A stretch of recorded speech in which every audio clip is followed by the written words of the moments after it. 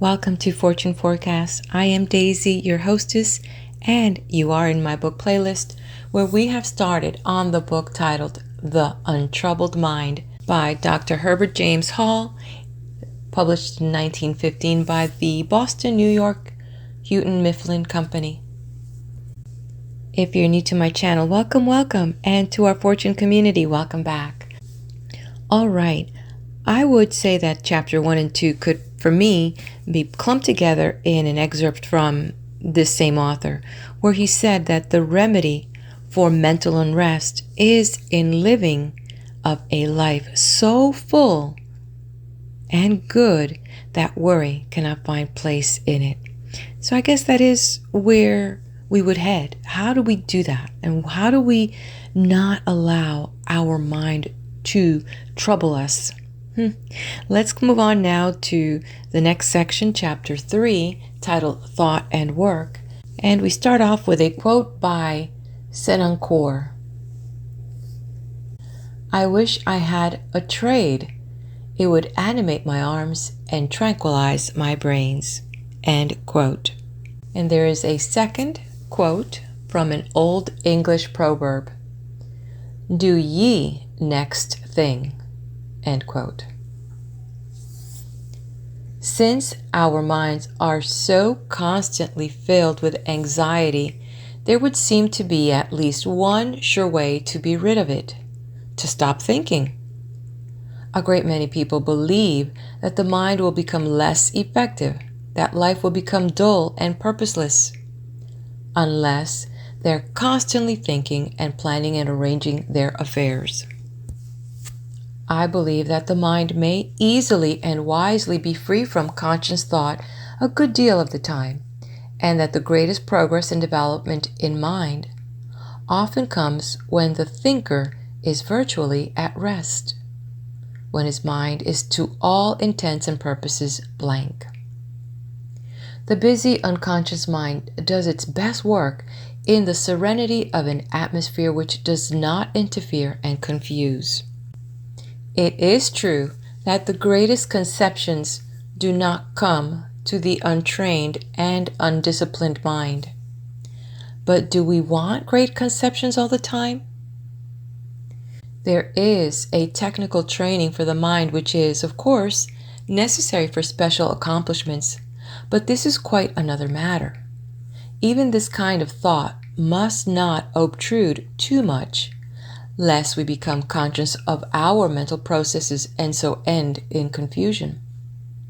One of the greatest benefits of work with the hands, or of objective and constructive work with the mind, is that it saves us from unending hours of thinking. Work should, of course, find its fullest justification as an expression of faith. If we have ever so dim a vision of a greater significance in life, of its close relationship to infinite things, we become thereby conscious of the need of service, of the need of work. It is the easy, natural expression of our faith, the inevitable result of a spiritual contact with the great working forces of the world. It is work above all else that saves us from the disasters of conflicting thought. A few years ago, a young man came to me, suffering from too much thinking. He had just been graduated from college, and his head was full of confused ideas and emotions. He was also very tired, having overworked in his preparation for examinations and because he had not taken the best care of his body.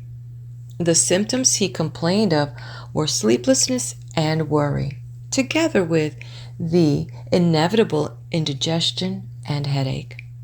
Of course, as a physician, I went over the bodily functions carefully and studied, as far as I might, into the organic conditions. I could find no evidence of physical disease.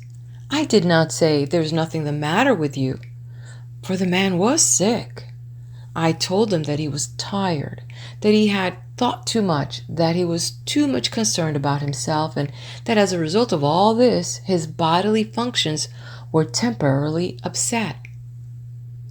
He thought he ought to worry about himself because otherwise he would not be trying to get well. I explained to him that this mistaken obligation was the common reason for worry, and that in this case, at least, it was quite unnecessary and even harmful for him to go on thinking about himself.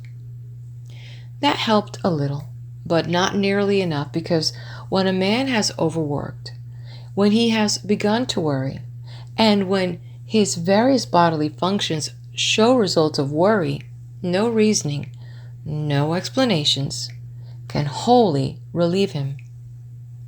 I said to this young man, in spite of your discomforts, in spite of your depression and concern in regard to yourself, you will get well if you will stop thinking about the matter altogether. You must be first convinced that it is best for you to stop thinking, that no harm or violence can result, and then you must be helped in this direction by going to work with your hands. That will be life and progress. It will lead you to health.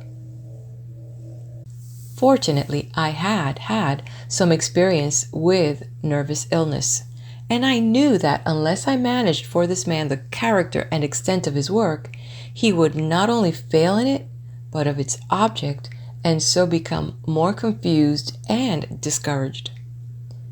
I knew the troubled mind, in this instance, might find its solace and its relief in work, but that I must choose the work carefully to suit the individual, and I must see that the nervously fatigued body was not pushed too hard. In the town where I live is a blacksmith shop, presided over by a genial old man who has been a blacksmith since he was a boy, and in whose hands iron is like clay. I took my patient down to the smithy and said, "Here's a young man who I want to put to work. He will pay for the chance. I want you first to teach him to make hand-wrought nails." This was a good deal of a joke to the smith and to the patient, but they saw that I was in earnest and agreed to go ahead. We got together the proper tools and proceeded to make nails, a job which was really not very difficult. After an hour's work, I called off my patient, much to his disgust, for he was just beginning to be interested. But I knew that if he were to keep on until fatigue should come, the whole matter would end in trouble. So the next day, with some new overalls and a leather apron added to the equipment, we proceeded to another hour's work. We went on this way for 3 or 4 days, before the time was increased. The interest of the patient was always fresh. He was eager for more, and he did not taste the dregs of fatigue. Yet he did get the wholesome exercise, and he did get the strong turning of the mind from its worry and concern. Of course, the rest of the day was taken care of in one way or another, but the work was the central feature. In a week, we were at it 2 hours a day, in 3 weeks 4 hours, and in a month 5 hours. He had made a handsome display of hand-wrought nails, a superior line of pokers and shovels for fireplaces, together with a number of very respectable andirons. On each of these larger pieces of handiwork, my patient had stamped his initials with a little steel die that was made for him. Each piece was his own. Each piece was the product of his own versatility and his own strength. His pride and pleasure in this work were very great, and well they might be, for it is a fine thing to have learned to handle so intractable a material as iron.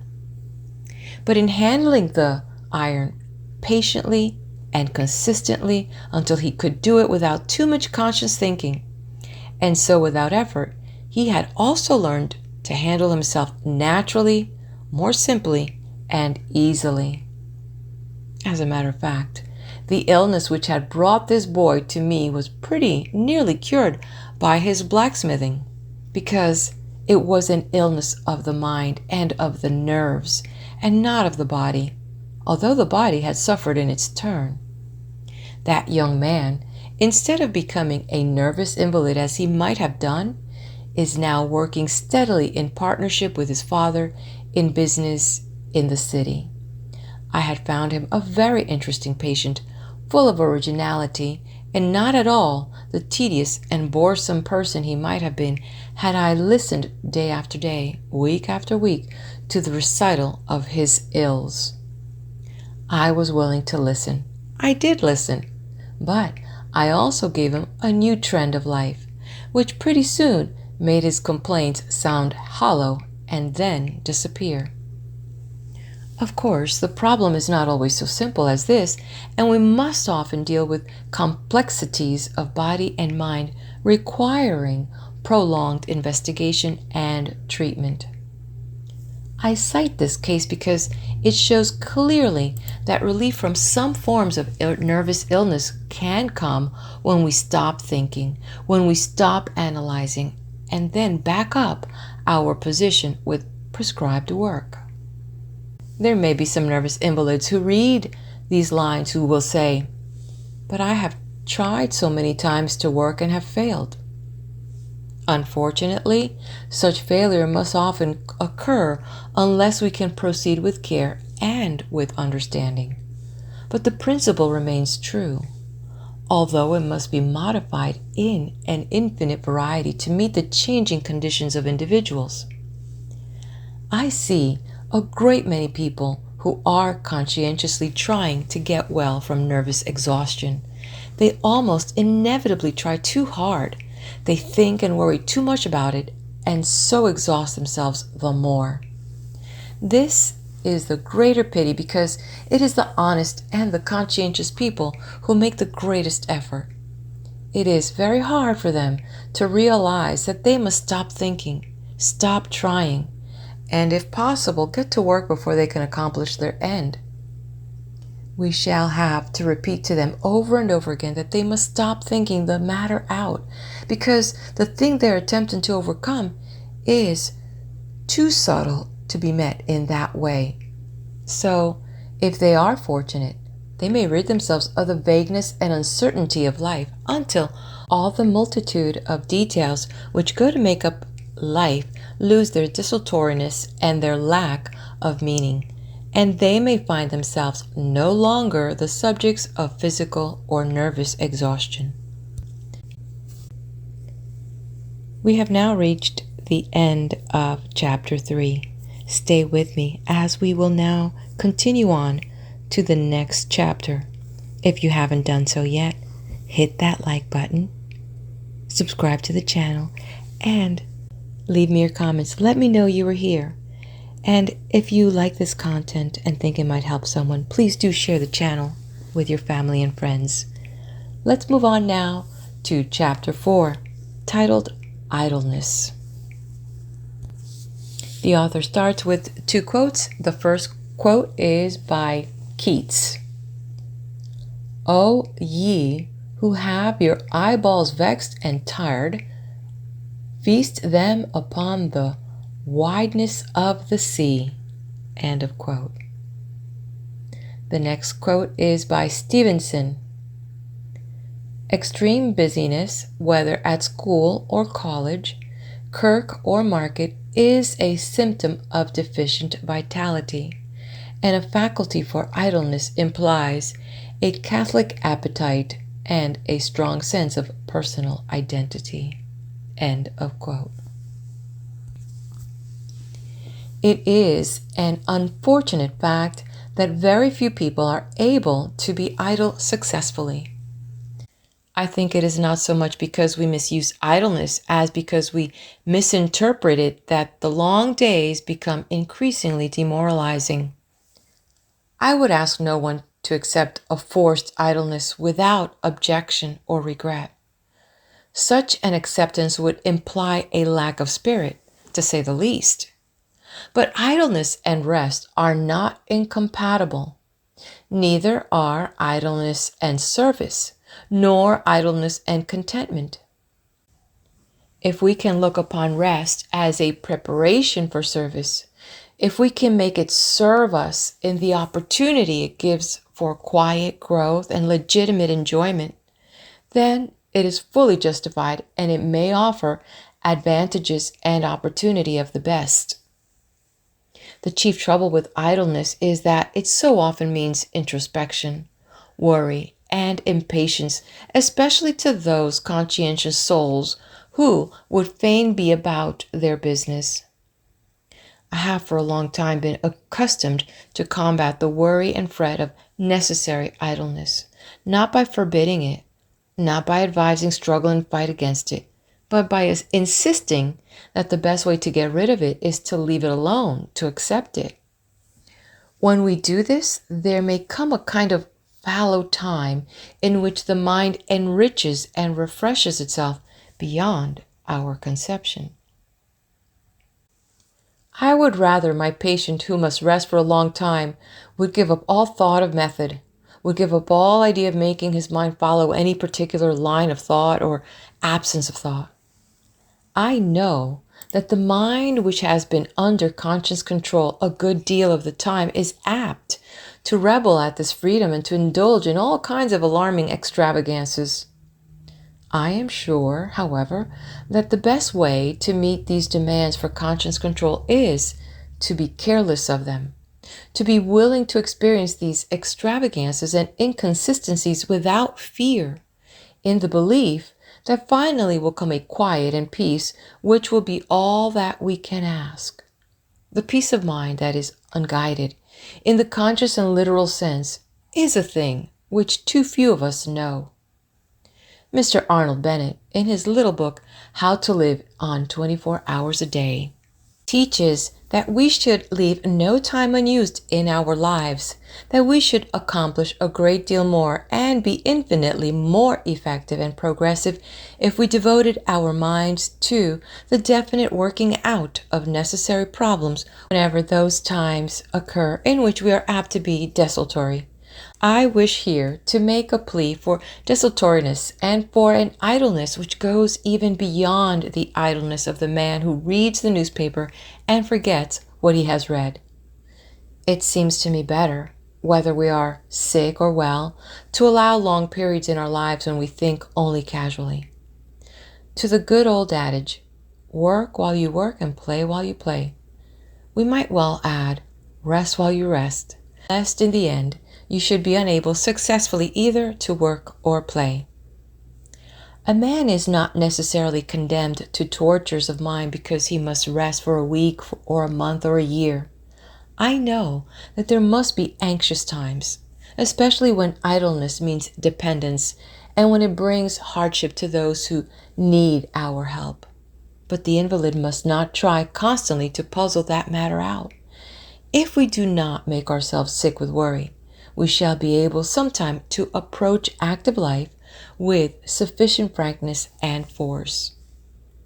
It is the constant effort of the poor, tired mind to solve its problems that not only fails of its object, but plunges the invalid deeper into discouragement and misunderstanding.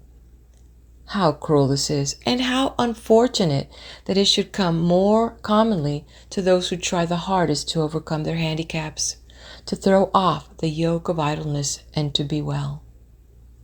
When you have tried your best to get back to your work and have failed, when you have done this not once but many times, it is inevitable that misunderstanding should creep in, inevitable that you should question very deeply and doubt not infrequently. Yet, the chances are that one of the reasons for your failure is that you have tried too hard, that you have not known how to rest. When you have learned how to rest, when you have learned to put off thinking and planning until the mind becomes fresh and clear, when you are in a fair way to know the joy of idleness and the peace of rest, you are a great deal more likely to get back to efficiency and to find your way along the great paths of activity into the world of life. It is not so much the idleness then as the attempt to overcome its irksomeness that makes this condition painful. The invalid in bed is in a trap, to be tormented by his thoughts unless he knows the meaning of successful idleness. This knowledge may come to him by such strategy as I have suggested, by giving up the struggle against worry and fret. But peace will come surely, steadily, with healing in its wings, when the mind is changed altogether, when life becomes free because of a growth and development that finds significance even in idleness, that sees the world with wise and patient eyes. In a way, it does not matter, your physical condition or mine, if our eyes have seen the glory that deifies life and makes even its waste places beautiful. What is that view from your window as you lie in your bed? A bit of the sea, if you are fortunate, a corner of garden, surely, the top of an elm tree against the blue. What is it but the revelations of a God in the world? There is enough that is sad and unhappy, but overall are these simple, ineffable things. In the garden is an expression of God in the world. Then the world and life are no longer meaningless. Even idleness becomes in some degree bearable because it is a part of a significant world. Unfortunately, the idleness of disability often means pain, the wear and tear of physical or nervous suffering. That is another matter. We cannot meet it fully with any philosophy. My patients very often beg to know the best way to bear pain, how they may overcome the attacks of nerves that are harder to bear than pain. To such a question, I can only say that the time to bear pain is before and after. Live in such a way in the times of comparative comfort that the attacks are less likely to appear and easier to bear when they do come. After the pain or the nervous attack is over, that is the time to prevent the worst features of another. Forget the distress. Live simply and happily in spite of the memory, and you will have done all that the patient himself can do to ward off or to make tolerable the next occasion of suffering. Pain itself, pure physical pain, is a matter for the physician's judgment. It is his business to seek out the causes and apply the remedy. End of chapter 4. Head on over to the next video where I will be there with the next chapter.